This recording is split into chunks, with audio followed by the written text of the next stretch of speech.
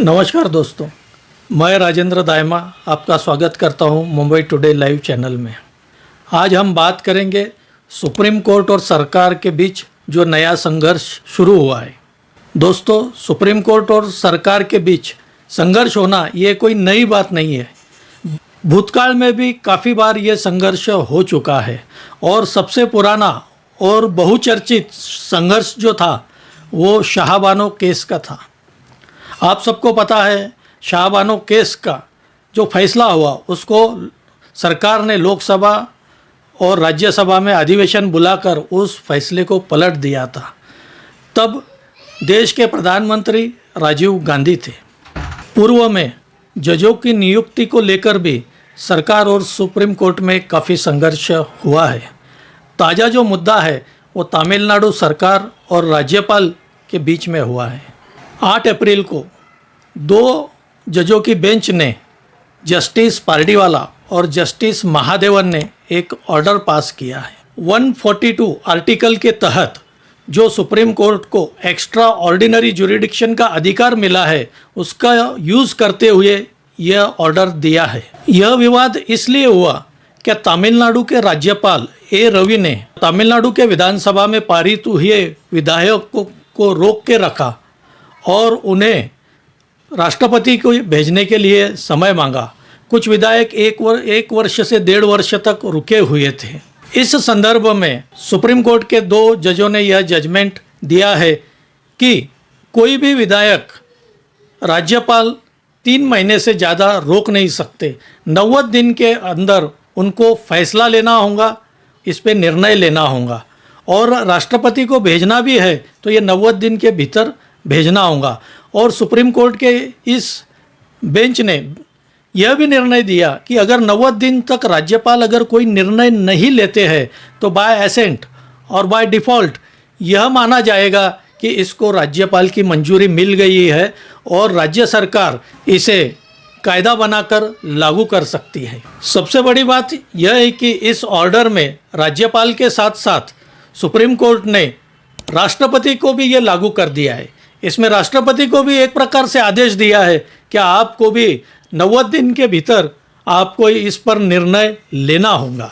यहाँ यह प्रश्न उपस्थित होता है कि सुप्रीम कोर्ट राष्ट्रपति को भी आदेश दे सकता है।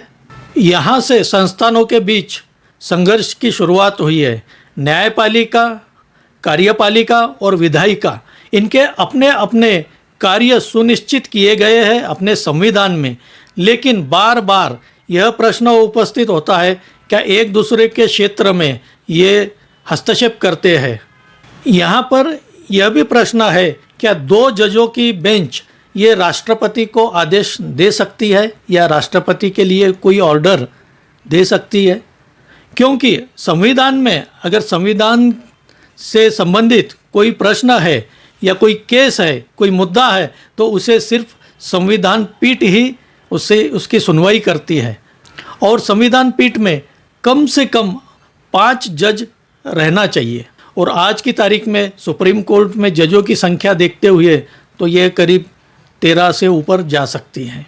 तो यह जो इन्होंने आदेश दिया है 8 अप्रैल को, यह कायदे की मान्यता है, इस पर भी यह प्रश्न उठना लाजमी है।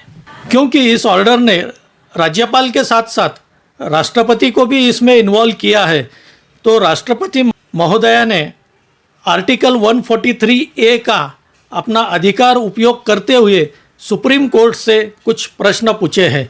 यह कुल 14 प्रश्न है। एक प्रकार से यह प्रश्न राष्ट्रपति के जरिए सरकार ने ही सुप्रीम कोर्ट से पूछे हैं। और अब जैसे पहले मैंने कहा, क्या इन प्रश्नों के उत्तर देने के लिए सुप्रीम कोर्ट को एक संविधान पीठ का गठन करना पड़ेगा। इसमें कम से कम 5 तो जजों की ये बेंच होना चाहिए, वह सुनवाई करेंगे और वही अब इस प्रश्न के सभी उत्तर देंगे। राष्ट्रपति महोदया ने ये प्रश्न पूछा है, क्या राज्यपाल और राष्ट्रपति इनके पास आए हुए विधायक को मंजूर करने के अलावा उनके पास क्या क्या पर्याय है। साथ ही यह भी प्रश्न पूछा है, क्या विधायक के मंजूरी के लिए राज्यपाल या राष्ट्रपति को मंत्रियों की सलाह लेनी पड़ेगी।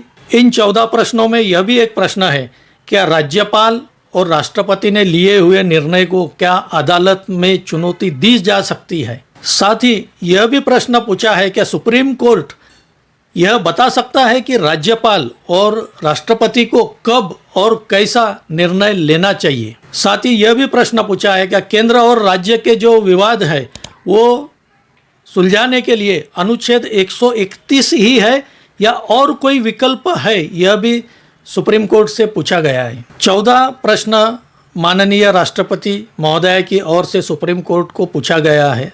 मैंने आपको कुछ 3-4 प्रश्न मुख्य जो है वह आपको बताया है। ये सवाल राज्यपाल और राष्ट्रपति के शक्तियों से जुड़े हुए हैं। संविधान ने कानून बनाने का काम यह संसद को दिया है और न्याय देने का काम न्यायपालिका का है। एक दूसरे के क्षेत्र में यहाँ हस्तक्षेप करने का कोई प्रश्न नहीं है, लेकिन जो 8 अप्रैल को जो ऑर्डर दिया गया है उससे यह प्रश्न खड़े हो गए। क्या सुप्रीम कोर्ट राष्ट्रपति को आदेश दे सकता है? दोस्तों, आपको क्या लगता है? कमेंट करके बताइए। आज यही रुकते हैं। धन्यवाद। इस चैनल को सब्सक्राइब कीजिए, लाइक कीजिए, शेयर कीजिए।